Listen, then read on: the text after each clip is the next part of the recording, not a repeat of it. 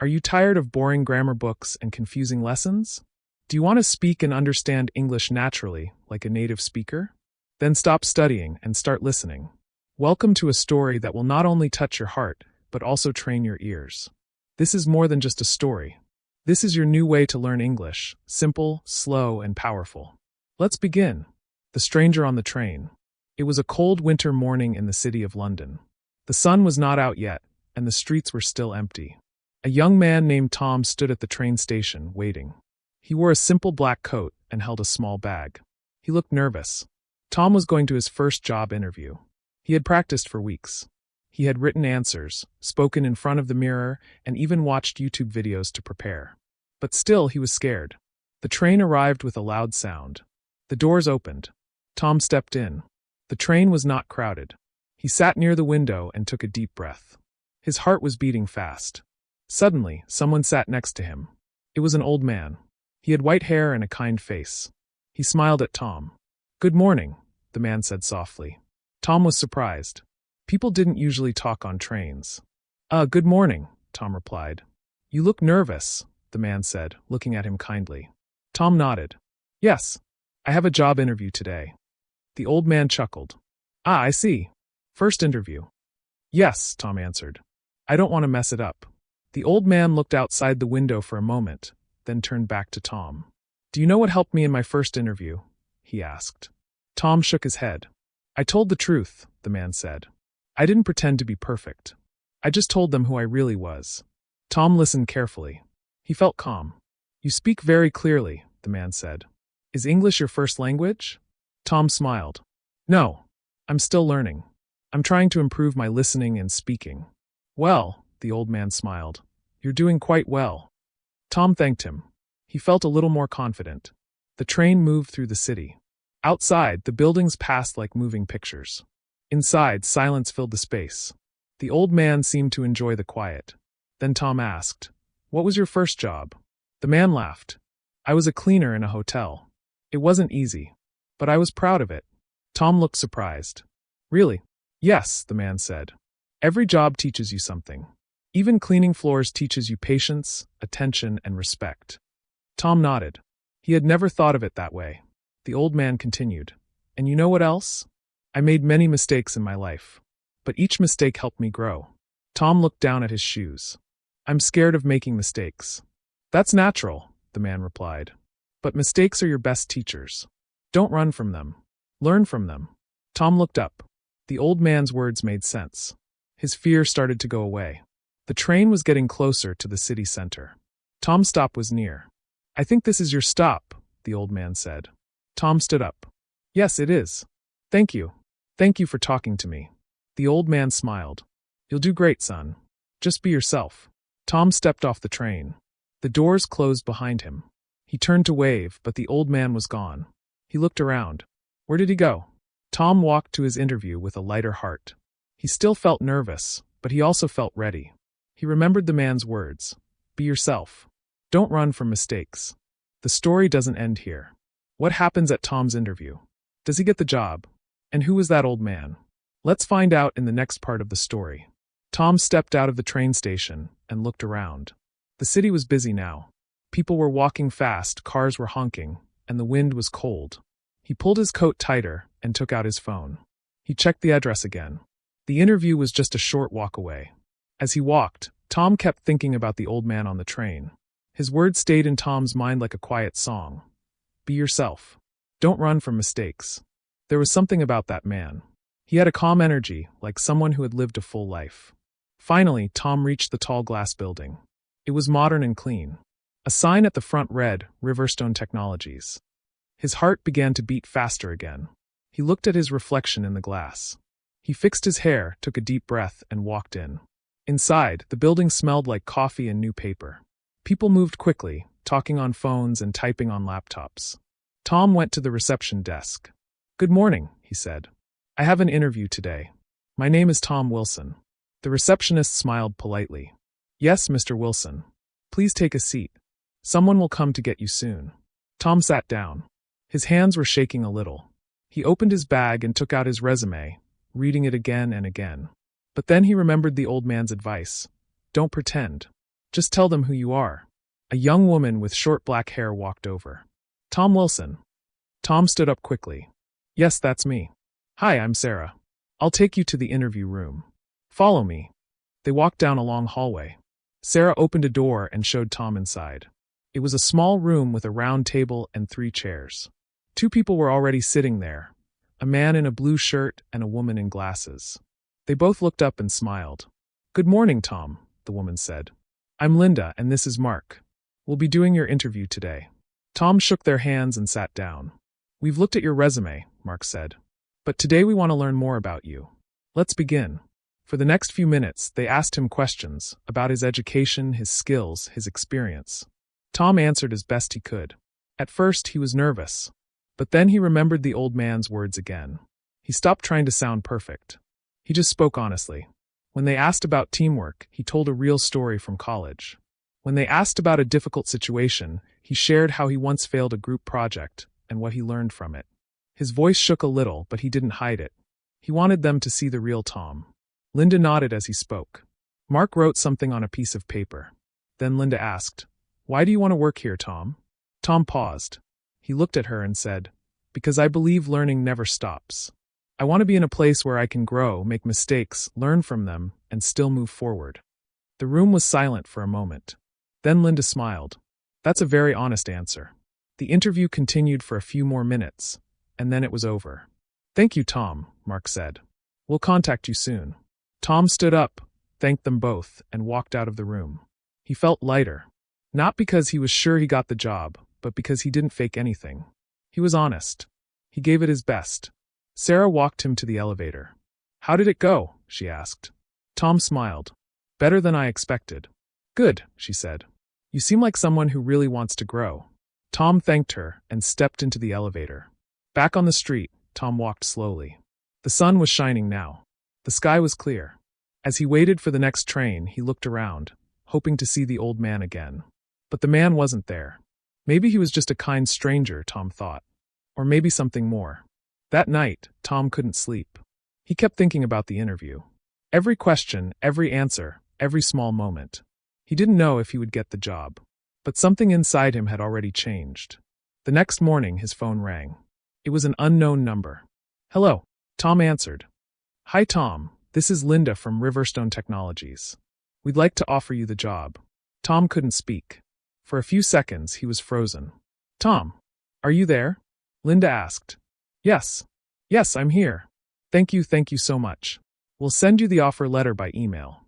Welcome to the team. After the call ended, Tom sat on his bed smiling. He had done it. But more than getting the job, he felt proud because he stayed true to himself. He didn't hide his fear. He didn't pretend to be perfect. And somehow that was enough. He opened his notebook and wrote a sentence. Be yourself. Don't run from mistakes. That's how you grow. But something still bothered him. Who was that old man? How did he know exactly what to say? And more importantly, would Tom ever see him again? A week passed since Tom got the job. Every morning, he put on his shirt, packed his bag, and walked into the tall glass building where he now worked. It still felt a little strange. Everything was new, the people, the tasks, the computer systems, even the lunchroom. But Tom was learning fast. His manager, Linda, was kind but serious. She expected everyone to do their best. Tom respected that. He asked questions, took notes, and stayed late when he needed to. He wanted to prove that they made the right choice by hiring him. But in the back of his mind, he kept thinking about the old man on the train. He couldn't forget the man's soft voice and wise words. Tom told his coworkers about the conversation, but none of them had seen the man. It felt like a dream, but Tom knew it was real. One rainy afternoon, Tom stayed late at work. Most people had already gone home. As he packed his things, Linda walked by. You're still here? She asked. Just finishing up a few things, Tom replied with a smile. You've been doing well, she said. Keep it up. Thank you, Linda. She paused at the door. You know, someone spoke very highly of you before your interview. Tom looked up, surprised. Really? Who? I don't know his full name, she said. Just that he was a former employee, an older gentleman. He called a few days before your interview and said, Give the boy a chance. He listens well. Tom's heart skipped a beat. A former employee? He asked. White hair, kind face? Linda nodded slowly. Yes. That sounds right. Tom stood still. His thoughts were spinning. Was it the same man from the train? How did he know about the interview? Do you know where I can find him? Tom asked. Linda shook her head. He didn't leave a number. Said he was just passing through. But he seemed to know a lot about people. That night, Tom couldn't stop thinking. The old man had helped him in more ways than one. Not only did he calm his nerves on the train, but he also gave him a chance, a voice of support before the interview even started. Tom decided he had to find him. The next morning, Tom went to the train station early. He stood near the same platform, hoping the man would appear. People rushed past him, some reading newspapers, others looking at their phones. But there was no sign of the old man. He returned the next day, and the day after that. Still no luck. On the fourth day, something happened. Tom saw a train cleaner walking by. He was an older man with a cap and a bright vest. Tom walked over. "Excuse me," Tom said. "Can I ask you something?" The man looked up. "Sure, what is it?" "Have you seen an old man around here? White hair, kind smile, always talking to people." The cleaner smiled. "Ah, you must be talking about Mr. Henry." Tom's eyes lit up. "Yes, that might be him. Do you know where he is?" The cleaner nodded. "He used to sit near platform 3 every morning. Talk to everyone. Some people thought he was strange, but I think he just liked helping others." "Is he still around?" Tom asked. The cleaner scratched his chin. "I haven't seen him in a few days. But he lives close by, I think. There's a small bookshop down the street. He goes there often." Tom thanked him and rushed out of the station. The rain had stopped, and the streets were busy. After 10 minutes of walking, he found the bookshop. It was small, with wooden doors and a sign that read Evergreen Books. He stepped inside.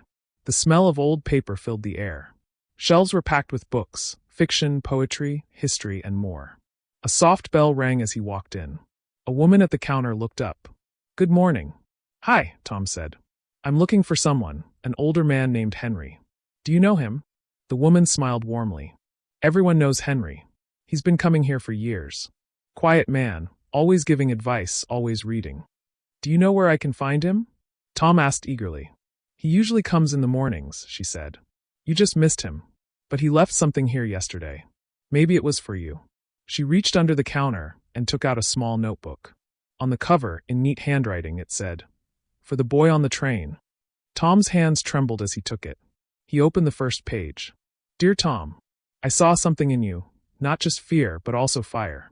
You reminded me of myself when I was young. That's why I spoke to you. That's why I made the call.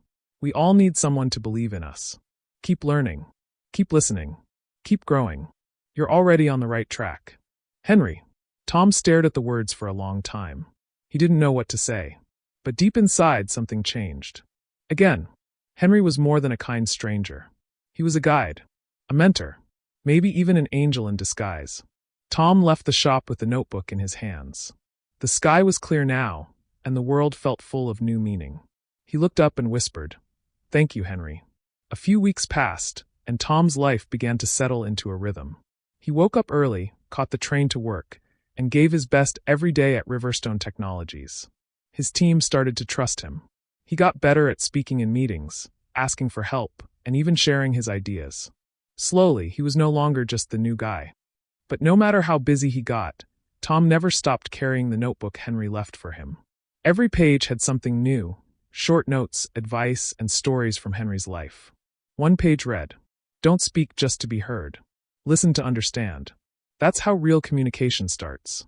Another said, "You can learn from anyone, the janitor, the CEO, or even a stranger on a train."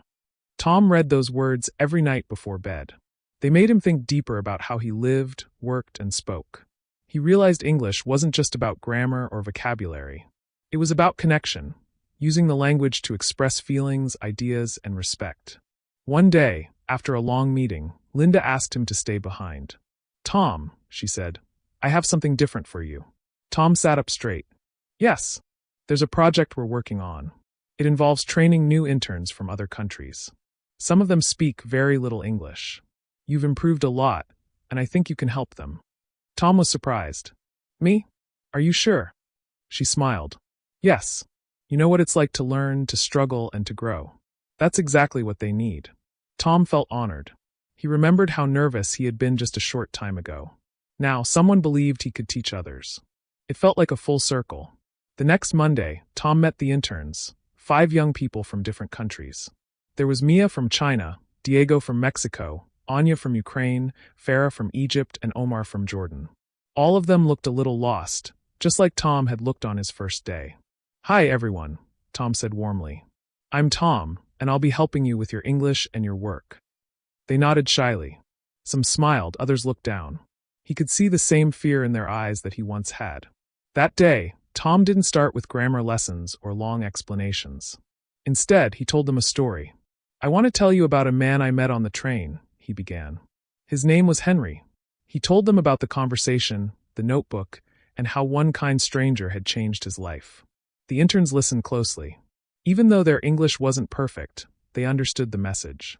"English isn't about being perfect," Tom said. "It's about trying. It's about making mistakes and learning from them." Mia raised her hand. "So, it okay to speak wrong English?" Tom smiled. "Yes. It's more important to speak than to stay silent." Over the next few weeks, Tom met with them every day. They read short stories together, practiced conversations, and laughed at their mistakes. Tom made learning fun. He didn't judge. He remembered what Henry wrote. Make people feel safe when they speak. One day, Omar stayed after class. "Tom," he said quietly, "you help me, not just English. You help me feel strong." Tom was touched. "You're the one doing the hard work, Omar. I'm just walking beside you." As Tom walked home that evening, he felt something deep in his heart, a sense of purpose.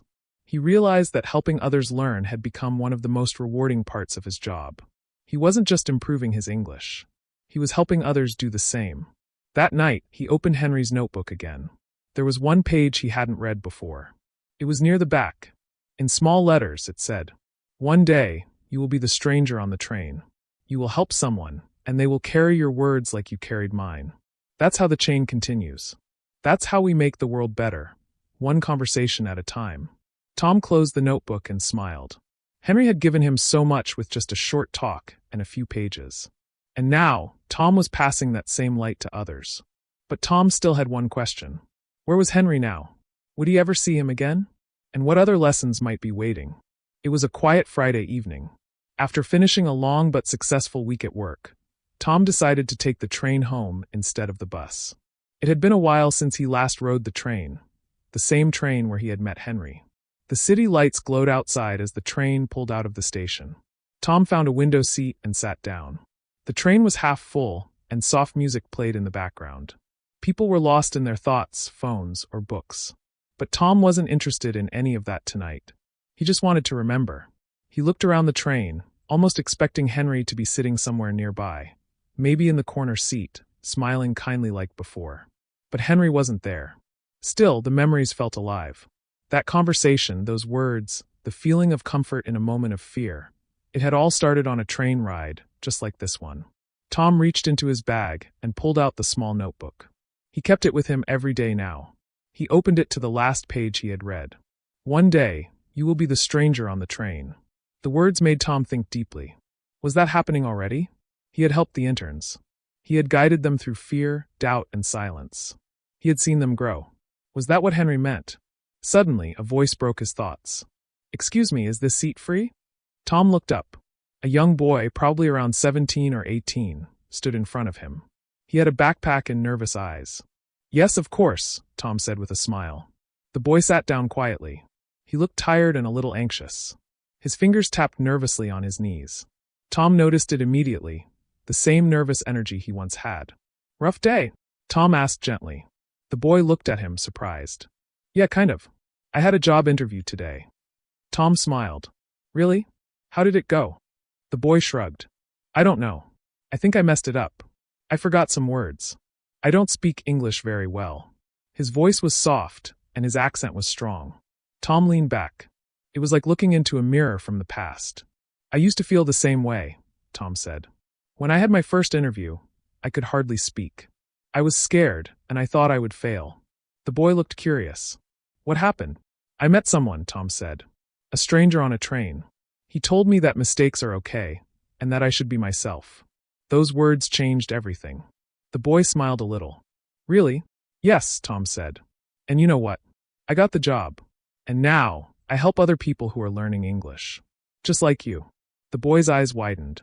You teach English? Not exactly. But I help people learn, at work, with confidence, with speaking. The train slowed down. It was the next stop. Before the boy could stand, Tom pulled a pen from his pocket and turned to the last blank page in Henry's notebook. He wrote a quick message and tore the page out. He handed it to the boy. Here, he said. Read this when you get home. The boy looked confused but took the paper. Thanks. What's your name? Tom asked. Ollie. Well, Ollie, I think you'll do just fine. Don't stop trying. Keep listening. Keep speaking. Even when it's hard. The boy smiled. A real smile this time. Thank you. I really needed this. As he stood up, he gave Tom one last look. The look of someone who had just been seen and understood. Tom leaned back in his seat as the train pulled away again. He felt something warm inside, a quiet joy. He wasn't just riding a train. He was living the message Henry had left him. Later that night, in a small room across town, Ollie sat on his bed. He opened the folded paper and read. You are stronger than you think. Mistakes are not the end. They are just part of learning. Speak, even if your voice shakes. Someone is always listening. Ollie read it twice, then a third time. He didn't know why, but he felt better. Someone had believed in him. And somewhere across the city, Tom closed Henry's notebook and whispered, Thank you. But the story wasn't over yet. Because tomorrow, Tom would receive a message, one that would take him back to where. It was a calm Saturday morning. The sun was shining through Tom's bedroom window. For the first time in weeks, he didn't have to rush. No alarms, no meetings, no trains to catch. He stretched, made a cup of tea, and sat by the window with Henry's notebook in his hand. He turned its pages slowly. He had read them all before, but each time they felt new. The notes weren't just about English or success. They were about life, about listening, speaking truthfully, and helping others. Then his phone buzzed. It was a message from an unknown number. Hello, Tom. This is Sarah from Evergreen Books. Someone left a letter here for you. I think you should come see it. Tom's heart skipped a beat. Evergreen Books. The same place where Henry's notebook had been waiting for him. He didn't waste a second. He grabbed his coat, stuffed the notebook in his bag, and rushed out. The streets were still quiet, and the sky was bright blue. Tom's footsteps were quick, his heart faster. When he reached the bookshop, Sarah smiled as he walked in. You came fast, she said. I got your message, Tom replied, breathing hard. Is it from Henry? She nodded. Yes. He left it here just yesterday. He asked me to give it to you if you ever came back. She handed him a white envelope. On the front, it simply said, Tom, for when you're ready. Tom sat down in the corner of the shop and opened it carefully. Inside was a letter, handwritten, in the same neat style as the notebook. Dear Tom, if you're reading this, it means you found your path. I knew you would. People like you, who listen with their hearts and speak with kindness, they always find their way. When I first met you on that train, I didn't know your name. But I saw the fear in your eyes. The same fear I once had. That's why I sat beside you. That's why I made the call. But I didn't help you because you were perfect. I helped you because you were real. You were open. And most of all, you were willing to learn. Life is like a train ride. People get on and off. Some stay for only one stop. But sometimes, if you're lucky, you meet someone who changes your journey. You were that person for me too. You gave me hope that my words still matter. That even in my old age, I could still make a difference. I may not be around much longer. My health isn't what it used to be. But that's okay. I've lived a good life. I just wanted to say, I'm proud of you. Now, go and become someone else's Henry. Your friend. Henry. Tom sat there for a long time, the letter resting on his knees, his eyes filled with quiet tears. He didn't cry because he was sad. He cried because he understood. Henry hadn't just given him advice. He had given him trust, purpose, and direction. He had passed on a light, and now, it was Tom's turn to pass it on to others. That evening, Tom returned to his notebook and added a new page for the first time. Today, I received my final lesson from Henry. He believed in me when I couldn't believe in myself. Now it's my turn to believe in others. I may never see him again, but his voice will always guide me. I will carry his words wherever I go. And one day, I will sit beside a stranger on a train. And I will say, don't be afraid. You're already on the right path. A year later, Tom stood at the front of a small classroom. The walls were decorated with pictures, quotes, and simple English words. Around him sat 12 adult learners from different parts of the world, men and women who were just beginning their English journey. He smiled at them and said, "Let's begin with a story." And so, he told them about a train, about a nervous boy on his way to an interview, and about the kind stranger who changed everything. The students listened, just like Tom once did. And slowly they began to speak. One word, then one sentence, then one story of their own. And in that small room, filled with hope and laughter, Henry's voice lived on.